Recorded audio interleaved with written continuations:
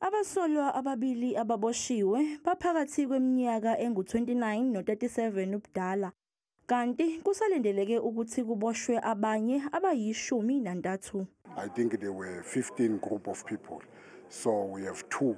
It means now 13, they are still at large. So, but we are happy that those who have arrested, they are cooperating with us. IPATCO ikwamukele ukuboshwa kwalabasolwa. We welcome the fact that they found 2 suspects and also that they've been able to identify the vehicles that were used in terms of moving around to these depots to actually set the buses alight. Owengamele umnyango wezokuthutha esifundazweni iMpumalanga uqinisekise umphakathi ukuthi amabhasi akwaPATCO azoqhubeka nokusebenza.